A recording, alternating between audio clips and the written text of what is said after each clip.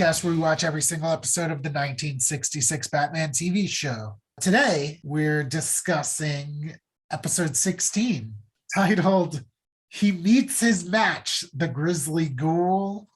Yeah, which if you don't know that this is what this episode's the second half of is an insane title. Pretty silly title for sure. But yeah, it's the second part of the Return of the Joker story. If you're just joining us, go back to the first episode, but if you don't want to go back that far, at least go back to last episode. So when we last left our dynamic duo, they were in the back of a tractor trailer strapped into electric chairs That were tied into a slot machine.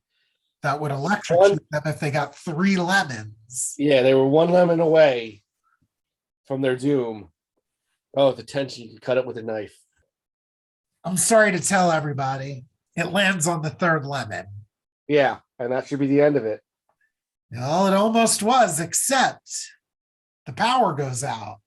Yep, which they set up in the very beginning of the last episode when what's-his-face is asking Bruce Wayne to run for mayor. Like, there's all kinds of power outages and stuff in the city. You could do so much good. Yeah, I guess that's why that scene existed. Yeah. But they don't even mention it in the recap. Yeah.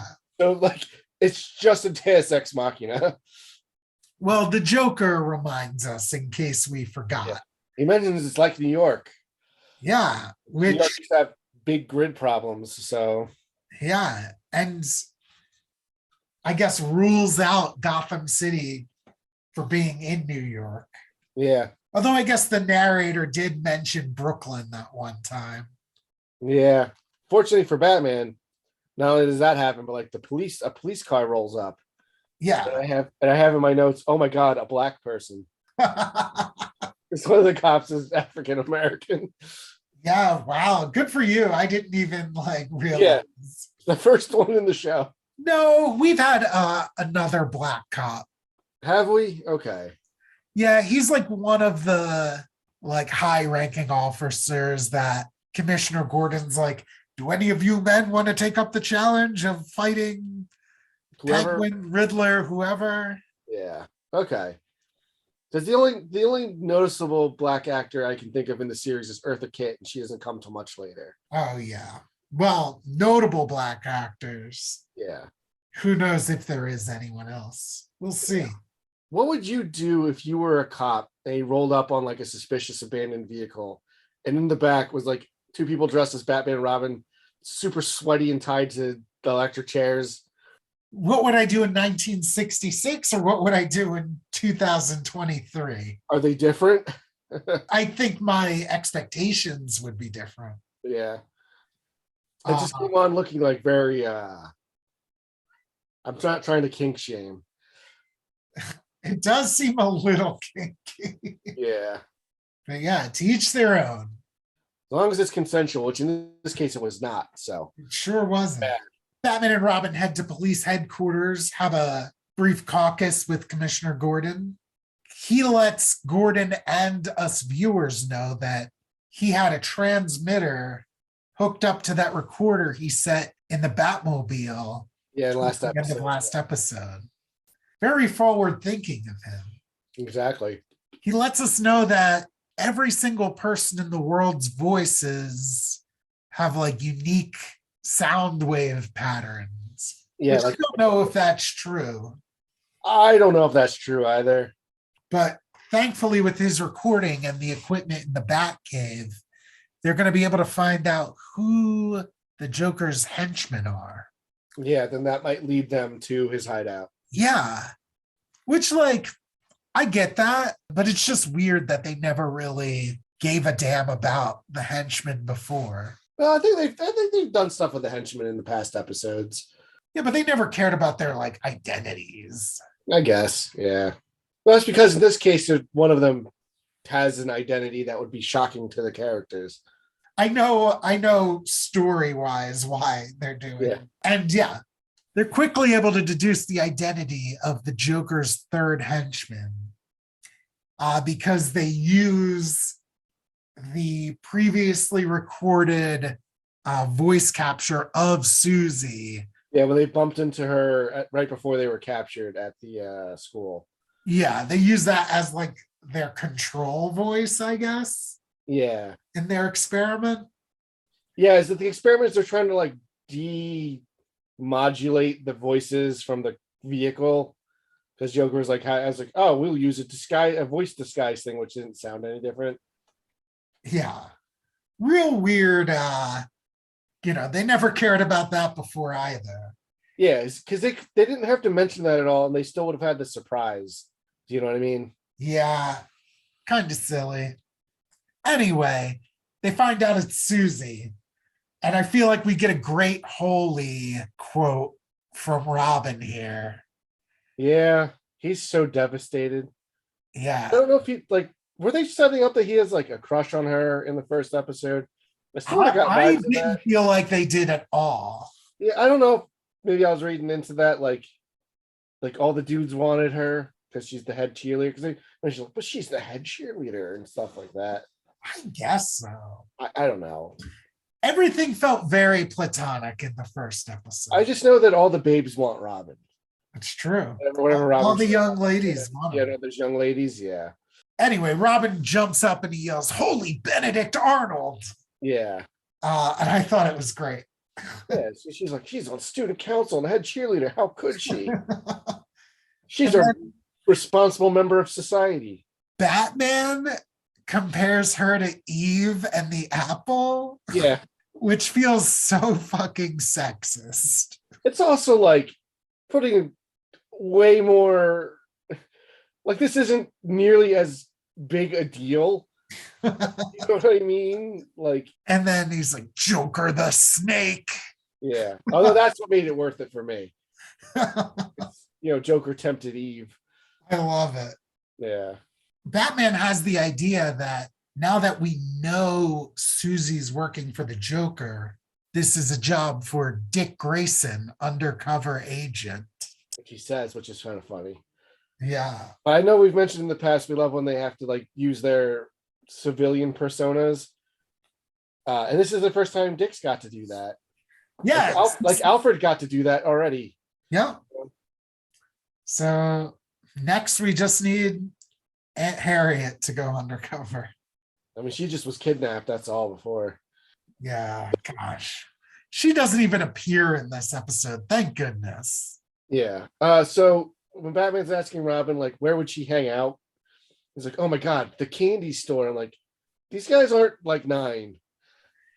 Yeah. So they're in high school, but Yeah. I mean, Robin for the whole show. And then, yeah, Susie in the candy store. They really are played very juvenile. Well, because I mean, no, because how old was Robin originally in the comics? Like 8, right? Like he was a kid. Yeah. Obviously, they aged him up. Obviously, because I'm assuming Burt Ward was at least 18, so they didn't have to worry about child labor laws. I don't know how old he actually is when they recorded this show, but like, I'm sure he's older than he's playing. For sure. Yeah. So I don't know. Like I get it, aging him up makes it like less. Both makes it more weird and less weird in certain ways. Yeah, it's a weird line, and I feel like probably a bigger challenge to deal with than producers really gave a damn. Yeah, but yeah, no. So yeah, she's hanging out. I mean, and Robin's right. Yeah, she's there. She's there with one of the other bad pennies who's like making passes at her. I'm like, are you an adult? Who's letting you into this candy store? But I loved everything about this candy store scene. I love Dick's like bad guy disguise. So yeah, Dick comes wrong. Do you want to describe him as he comes? So everything in this is like so heightened and corny in a way that like it goes back around from being corny to being awesome. Yeah. So Dick's disguise is like he's wearing like a leather jacket and like he looks like something out of West Side Story. And he's just like coming in talking about like, man, doll baby face, like the way he's never acted around her that we've seen so far. Because in the last episode he's talking about like how corny it is, like you can't just take easy money, we got to study and work hard. He's talking about how he like robs from Bruce Wayne and stuff. He keeps calling her Susie baby. Yeah, Susie, baby. But when he rolls into this candy shop, he's so conspicuous. Yeah, he really looks like the stereotypical like undercover cop. You know what I And mean? Like, hello, fellow kids thing. yes, exactly. Yeah. And he has this like micro television. Oh yeah, because it's broadcasting everything that's happening to the Batmobile. Yeah. And he very obviously puts it on the bar Yeah. facing them. And it's just like, didn't you two just see that? I don't know. She's all enchanted by like her mink stole or whatever Joker gave her in the last episode that she's wearing now. Yeah. Her Mexican perfume. So yeah, they're just like, aren't you the ward of a millionaire? Like, why are you all about this all of a sudden? All of a sudden about crime and getting easy money. Yeah, Dick says that, Bruce doesn't give him anything and he has to steal dimes from the butler in order to get his cigarettes. Yeah, which is pretty great. Because the other goon, I think in the credits his name is Pete Penny or whatever, but it's like, oh, I'll give you one of mine. He tries to smoke it and like dies. Yeah, he just starts coughing and he's like, oh, no, thank you. I've already had 2 packs today. Yeah. Which is so many cigarettes. That's an insane number of cigarettes. Because I gotta imagine this is like early, like this has got to be at lunchtime at the latest because it's like the beginning of the day. Yeah. Like, I love that. Like after that, like Robin leaves, and Susie's like, "Oh, I can't believe Dick's into that. That's so cool." And the other guy's like, "That dude's lying. He's never smoked a pack of cigarettes in his. He's never smoked a cigarette in his day, a day in his life." They obviously know something's up because he gives them like a tip, like, "Oh, go to that bar that we have that jukebox set up in at this exact time, like 3:04 or something." Yeah, he's like, oh, you want to get in on the action? Go here. A ruse that Batman and Robin fall for. Well, it seems like they fall for. That's true. Susie and the goon go back to the Joker's lair. Which is on the other side of the wall from where they were. Yes. Use the gumball machine and it's like a spinning wall. Pretty cool. Yeah, but like, oh man, they were so close to just knowing where the Joker just was. Yeah. Like, what happens if a kid tries to get a gumball from there? Well, they think they established in the first episode that like it sets off a message in there and they have to hit a switch to actually spin it. Ah, smart. Because they're like, someone's trying to use the gumball machine. Well, let's see who it is. And then they do something and she came out. That's right. That's right. Good catch. The Joker gets filled in on, Dick Grayson's attempt at subterfuge. Yeah, having a heel turn. Yeah.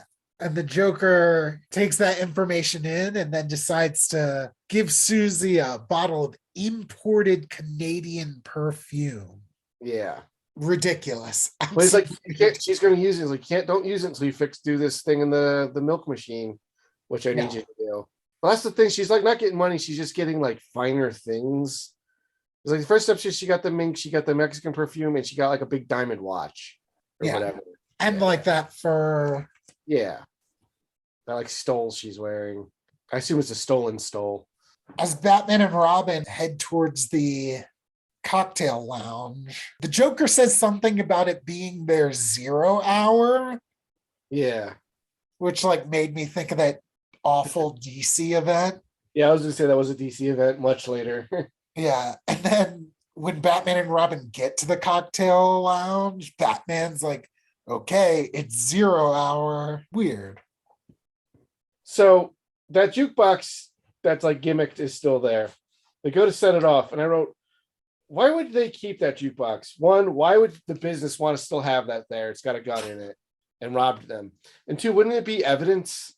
Like, wouldn't it have been like taken by the police? Yeah, Batman said he yeah, looked everywhere for clues.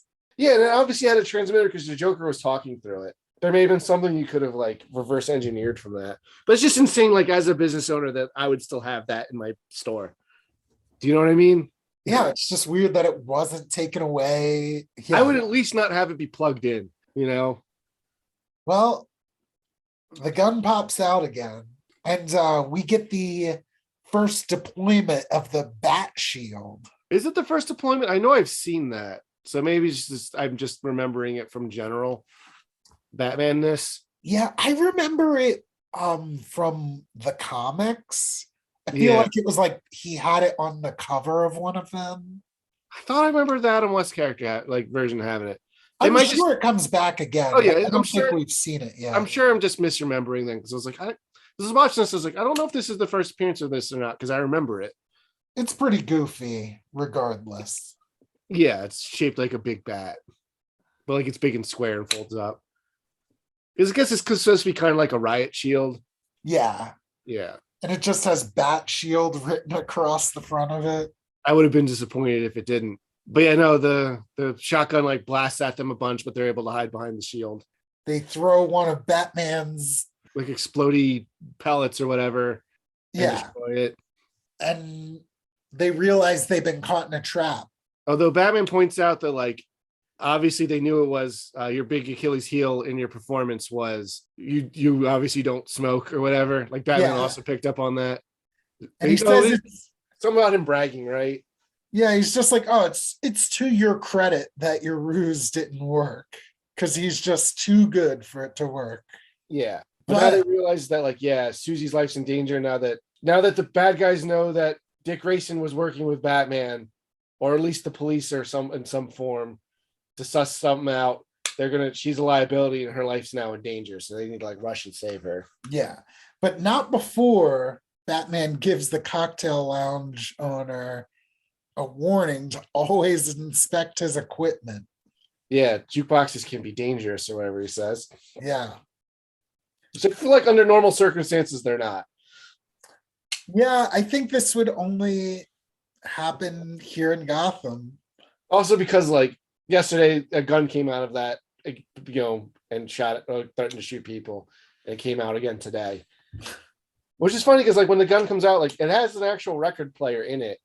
Like it probably still works. Yeah, I guess why would he send it away and lose out on jukebox plays? I guess. But then it's one of those things is like, are they renting it from like Joker's company and then they don't really like get the money from it? Or if they own it, then why did they get in and like man it? I don't know. Who knows? That's one of the things I want to discuss when we get to the end of this. All right. Yeah. At the Joker's hideout, he gives a call to, I think this guy is Pete. It's okay. Pete something. I thought was one of their names was Pete. So he calls like a bookie in Vegas. Okay. And apparently there's a whole gambling situation around, is it the Gotham Knights? No, it's just the Woodrow Roosevelt versus Discotheque, which I thought was a funny joke. Like that's like their rival schools. It's just the big basketball games tonight, like 20-1 odds that in favor of the Roosevelts, and Joker's like, I'm going to put $50,000 on the other team because if he wins, then it becomes $1 million. Yeah, because obviously he's about to do some sort of shenanigans to the team. Yeah, so at this point, I'm just like, what is this extra layer of the plan? Yeah. Because I feel like we're getting kind of late in the episode, Oh, yeah, no, because we still haven't had a fight scene yet. Like, yeah, there's things that still need to happen. Yeah, so it's like, oh, what's this extra crazy layer to the plan to bet on this game? Well, my original thought is like to go into like his thing about like tempting kids away with like easy money and not working for stuff. I thought he was going to tempt them with something to like not play or whatever, but he does something else to make them not play, which is also interesting. Yeah. Batman and Robin track Susie down to the school. Yeah, she was there doing like a cheer routine, and the basketball players are practicing again for their big game. Yeah. Because Dick's like, oh, she would be at the school because tonight's the big game. So they go to apprehend her, but she makes an escape to the girls' locker room. Yeah, they obviously can't follow. Yeah. No way you would catch them in there. Well, also, like, again, Batman's an adult and these are high school kids, so that would be extra wrong to go in there. Yeah. I mean, she's also working with the Joker, who's like a terrorist, but yeah. whatever. But she comes out to taunt them, and she uses her Canadian perfume, and that's her big undoing. Yeah, she faints. Yeah, and Batman realizes it was poisoned. And one of those goons like calls back in and is like, "Oh yeah, I saw put her in the meat wagon. She's dead." Yeah, they're like, oh, Robin was crying. Yeah, The Joker replies that life at best is one big practical joke. yeah. This scene was the scene where I thought was pretty dark for this series, Yeah. because the one guy that was like hitting on her is like all upset, and then like it's like, oh, blah blah blah, and then he makes a joke about her dead, and like, see, we've moved on. That felt very like modern Joker-y. Yeah, well, I guess it's been there since the OG. Yeah. Oh, I also have a note for the scene where they were practicing. I just realized that Dick's school uniforms have a big R on them for Roosevelt. Oh, His name's Robin. Like, I was like, oh, okay. I wonder if that'll come up where he has to wear like a uniform and it's like Robin, I doubt it will, but I thought I was like, I bet they did that on purpose. yeah, good eye. Yeah. The basketball team, they're feeling pretty sharp for the game against Discotheque. So they head to the milk machine, and I feel like after a big workout, like you shouldn't drink milk. definitely not. Yeah, like you should be drinking water or something with like, that'll replenish fluids better. You just shouldn't drink milk. It's fucking gross. Milk's really disgusting, and like you are supposed to only be able to metabolize it as a baby. That's why a lot of people develop lactose intolerance later in life, because you're not supposed to drink it anymore. Yeah, it's so gross. The thing for babies. I've always hated milk. The Woodrow Roosevelts, they don't get milk. Instead, they get the test answers that I totally forgot about from the Joker first episode. Yeah, and then like as soon as they realize what it is, there's like a flash, and Joker and his goons are there and took a photo and are blackmailing them into throwing the game. Yeah, because they'll be like outed as cheaters. Yeah, I'll show this to the Board of Education, and you won't be able to play anyway. But I love that the guys were like, "Oh, you guys shouldn't be here. Like, we're just here as simple taxpayers or whatever." Yeah, they're just like, oh, we just are seeing where our tax dollars are going. Yeah. Like, we have every right to be here. Even though I'm an evil clown, is wanted by the cops. But up in the rafters. Which I thought this was awesome. Oh, it was so cool. Yeah. Batman and Robin are up there. Batman does this thing with his cape, so like it does like a shadow of a bat over them. Yeah, love which it. isn't something I thought they would do in this show, but I was like, oh, that's so cool. Yeah, I feel like this is the second time they've done it. Yeah, I think they did something similar. Was it in Zelda the Great? I'm trying to think where they were like hiding up high. Yeah, it might have been Zelda the Great. Yeah. The test answers were intercepted by Batman. Yeah, they're phony. Yeah. Those kids are completely untainted, even if they accidentally saw some of the answers, Because it turns out they saved Susie's life with their universal antidote pellets and their bat utility belts. They kind of like staged that where it looks like she died. Yep. Susie spilled the beans. And then Robin yells that it's time to deliver the punchline. I can't believe I ever heard that in a Joker episode, or a Joker thing before. At least from them. I'm sure Joker. I know I've seen Joker say it. Yeah, they go swinging down. And a pretty cool scene with like a dolly and camera shot. Like, it was neat. Yeah, it was pretty neat. We get a pretty simple fight scene, but fun nonetheless. Yeah, you can tell like it wasn't going to be as big because there's not as much stuff to throw around in this set. Yeah, they throw some like weights around.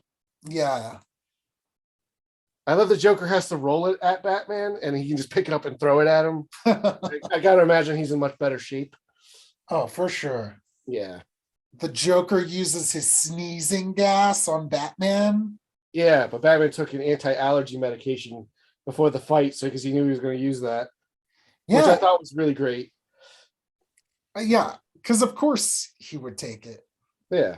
I mean, Robin still got trapped up in like that confetti that ties you up. Yeah, cool to see that make a comeback. Yeah, I was wondering if when he's like getting spun in, and if that was stock footage from the last episode. I wouldn't be surprised. I'd be surprised if it wasn't, but I don't know it well enough. Like we've seen the Batmobile beginning each episode like a million times now. Yeah. That's easy to spot as stock footage, which is fine. Save your money where you can, you know. Yeah. Why record it every time? Yeah, nobody was watching the show the way we are now back then. Yeah. Although maybe they were. Yeah. Well, I mean, you have to wait like a week in between episodes. I think this is the first time we see someone get hit with a batarang, is it not? I believe it is. And like beans Joker right in the back of the head, and that's how he wins. Yeah, knocks him right out. Yeah. Like they've whipped out the batarangs a couple times, and I've mentioned them. I think they've been more like tools though, because I know like they'll attach the bat rope to it and like use it like a grappling, like to grapple onto stuff. Yeah. They clock Joker in the back of the head and he's out. Yep. And then Batman and Robin kind of just leave him there.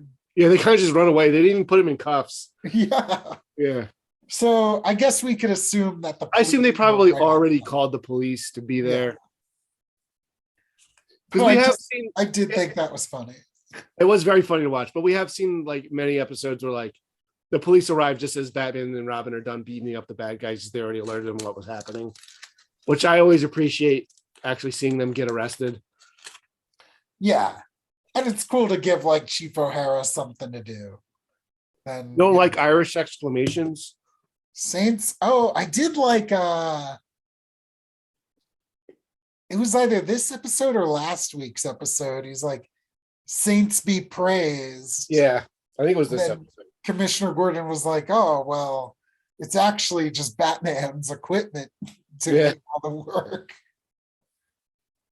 Yeah, because I think it was about the audio recording. Yeah, so it was probably this week's episode. So it was the beginning of this episode, yeah. We cut to Wayne Manor.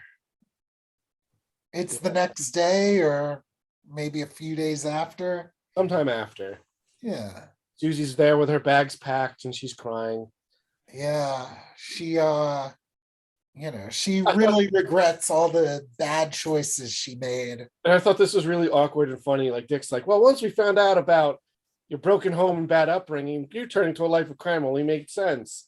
I'm like, all right. You could have weaved that in a little bit more gracefully. Yeah. Yeah, that was pretty bad. Yeah. But she's like, I don't want to go to prison. You're like, well, you know, the Wayne Foundation's rehabilitation center for troubled young girls or whatever it's called isn't really prison. There's like activities and like things to do. She can finish her education there. And I appreciate, again, like the rehabilitation stuff that the Wayne Foundation gets involved with. Yeah, I thought that was awesome. No, I really like that. And I like that, you know, it also makes sense that like Dick and her know each other from school. So like him probably going to Bruce would make some level of sense to help her out, and not just because like they're Batman and Robin and they do good things for good people. Yeah, no, it totally tracks. Yeah. It's weird that, you know, she was at Stately Way Manor to do that, but you know. Yeah, so until they brought up that it was like a Wayne Foundation facility she was attending, it was just like, what is she doing here? That's what I thought too. Yeah, I was like, that's so bizarre.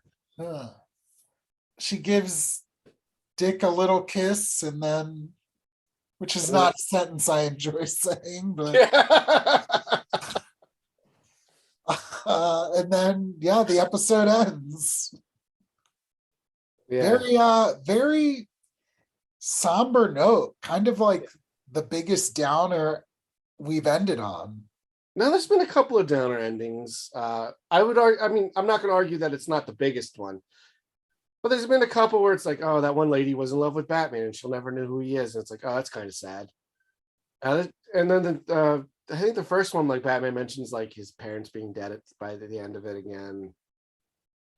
I don't know, but overall, this 2-part story was extremely entertaining. Yeah, I mean, this might be my favorite.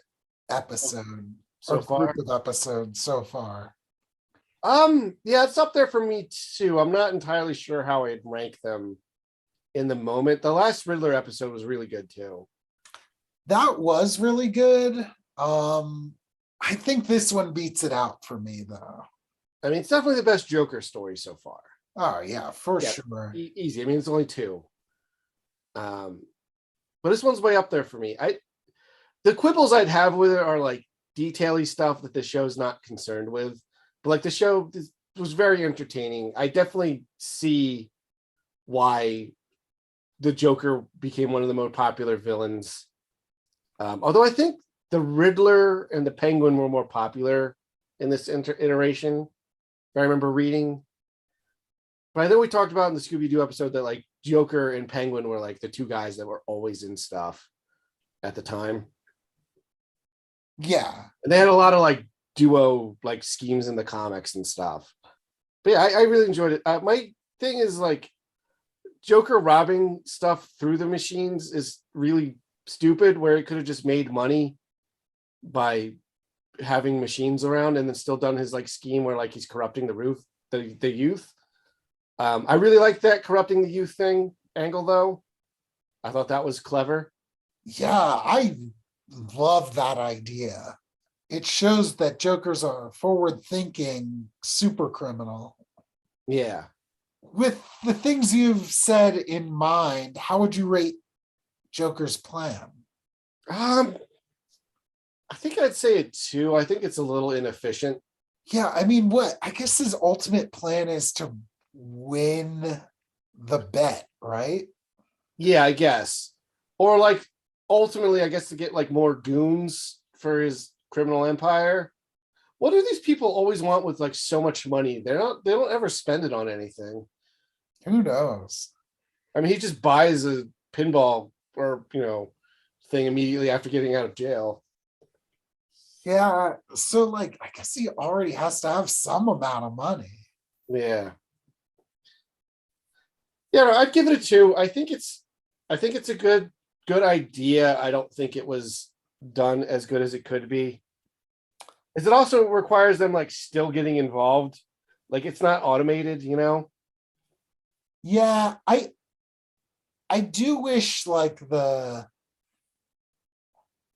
criminals of tomorrow aspect was visited a little bit better or a little bit more. Yeah. All right. Yeah, I'm good with it too. Okay, yeah, we'll mark that one down then. I think, what did we give him last time? Last time he got a 3. I thought he got a 3 last time, so this will bring him down a little bit. I'm curious to see where everyone shakes out at the end of the season. Yeah, I'm pretty curious myself. Like, if you had to take a guess at who's Batman's best villain, like greatest nemesis in this series so far, who would you say? Like, just not looking at our numbers. Not looking at our numbers? I think we're about halfway through this season almost, right? I don't have an exact number, but I think we're about halfway through. I think we're almost halfway. We're almost halfway through. Because it's 5 discs and I just moved to the 3rd one. See, I'm on disc 2, but I moved over a couple episodes ago at the beginning of Mad Hatter. Gotcha. How many discs do you have for the first season? I think it's 3. Oh, so yeah, in DVD form, it's 5 episodes or 5 discs. Yeah, see, I'm watching it on Blu-ray, so I think they hold more information. But yeah, I don't know, just something to start thinking about. I don't need an answer. We don't need to do an answer right this moment. But yeah, I don't know. This was immensely entertaining. I don't know if it's my favorite one so far, but it's definitely a top contender. Yeah, it's my favorite for sure. Like, if we took the episodes that we did right now and ranked them, not even rank them, but if someone was like, oh, out of the episodes you guys have watched, which one should I watch? And get like not even get a feel for the series, just like have a great time while also giving you like the fundamental things of the show, it would be this one. See, You get a lot of gadgets. I think the second Riddler story does that. But like, I would argue I think that's my answer to that question. I think that's kind of where I'm at. Where like I like that one more, maybe. They're both really good. Yeah, I'm not gonna pick one over the other because I enjoyed both of them. And like, other than maybe the Mad Hatter episodes, like I think the series is only getting better as it's going. Oh, for sure. And that wasn't even like terrible. It just wasn't as good as the other ones. Yeah, I feel like we came off of a little high there with like we had the Riddler And Zelda. Yeah, and then like we got the Mad Hatter, and it's like, and then we went back to the Joker. Like, oh yeah, this is good. Yeah, you excited for False Face next week? Kinda. I don't know anything about this guy. I don't know anything about him either. He looks weird. Yeah. I assume he's going to be like the Spider-Man villain Chameleon, where you can just like put a mask on and like is played by that actor. Yeah, that's what I'm expecting. I'm expecting him impersonating Bruce Wayne at some point. And we'll have Bruce Wayne and Batman talking to each other. That would be amazing. But I assume he's going to do that to like rob him. Or maybe he'll be Alfred then. Oh, maybe. That would be really cool. So, and I don't want to dwell on False Face too much because we have to have something to talk about next week. But yeah. And I don't, like I said, I don't know anything about him. In the opening of the show, yeah, there's like a couple supervillains we get to see. Like most notably Joker, Penguin, and Catwoman. Yeah. But there's a guy with like a sheet over his face. Yeah. Do you think that's False Face? Maybe. Like, is that his true form? Because they showed a picture of him at the end of this episode where they're like, next week it's False Face, which they got wrong before when they were like, next week's the Joker. And it was like 3 stories ago. Yeah. But I'm pretty sure next week actually is False Face. No, it is. You're right. Yeah. I didn't look it up. I think after them's and the Penguin, I know we're getting some repeat characters again soon, and then I know we're getting Catwoman is like a new character we haven't seen yet. Thank goodness. Yeah, I'm curious to see what they do with Catwoman. Yeah, we'll see. I'm excited. Yeah, I'm stoked. And yeah, I'm excited for even False Face. I'm curious to see what his deal's about. Yeah, same. Zelda the Great was surprisingly like fun and enjoyable. Yeah, I really think it all depends on who's writing. Yeah, who's writing and like maybe the actor. So they might have like a charisma that like kind of pulls it through. Yeah. Well, it's been fun talking about the Joker. Hanging out in high school. Mm-hmm. It wasn't exactly what I wanted it to be. Me neither, especially the first episode called The Joker Goes to School. I was like, oh, this might be fun. I thought he was there when it was going to reveal when he was at the school. He's like, well, that's because I'm a teacher here now. See, I wanted him to be like a student.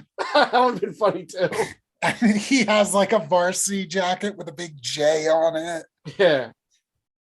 And he's like trying to take Susie to the dance or something. That would have also been great, but I wanted to see him as a professor, and then he's in his normal Joker thing, but he's got like the tweed patches and stuff on. Oh, that would have been good too. He was teaching like timing and the art of a joke or something. Yeah, and that's how he was building the next criminal empire. Yeah, I don't know. I think either of those options would have been really funny. Mine just wouldn't make any sense with continuity. Yeah. But that would have made it so much funnier. Yeah. Because then Batman would have to also enroll undercover, but he's just in his Batman costume. Again, just has like nerdy clothes over top of his outfit. He still has his mask on. He's like sending Joker to detention. He's like a hall monitor. I think we just want a Batman in high school series. I would love it. Is that what DC Superhero Girls is about? If it is, maybe I'll give it a try. But all right, I think that's it for this episode, right? I think so. So yeah, we'll catch you for False Face. Same Batcast time, same Batcast channel. Hey, hey!